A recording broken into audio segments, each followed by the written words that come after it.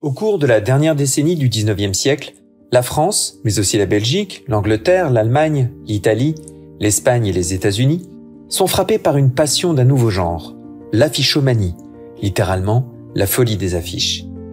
À la suite de Jules Chéret, unanimement considéré comme le père de l'affiche moderne, toute une génération d'artistes va se lancer dans la création d'affiches.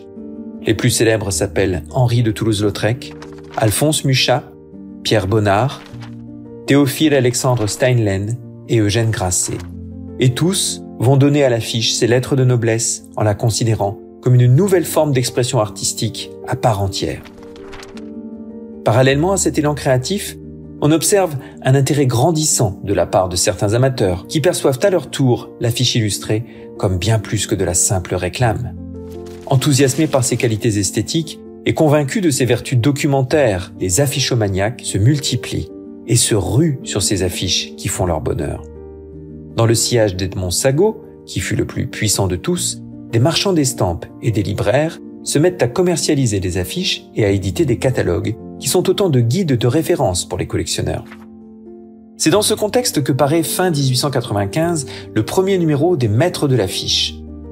Cette publication propose chaque mois une sélection de 4 des plus belles affiches du moment, reproduites en couleur au format 40 x 29 cm par l'imprimerie Chez, réputée pour être celle avec laquelle le très estimé Jules Chéret travaille depuis plusieurs années. Ce dernier est particulièrement mis à l'honneur dans les Maîtres de l'affiche.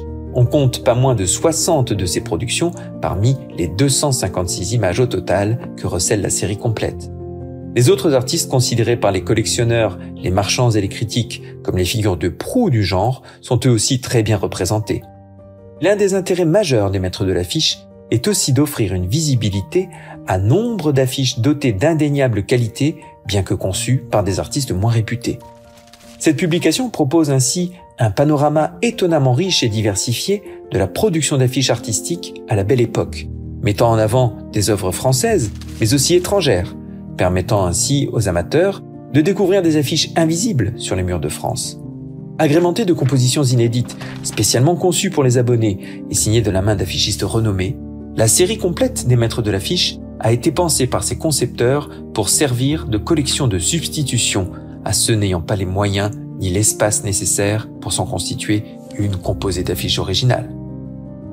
Cette réédition contient un premier volume avec l'ensemble des 256 affiches de la série originale et un second réunissant des notices détaillées pour chacune d'entre elles, mêlant des analyses plastiques, iconographiques et stylistiques.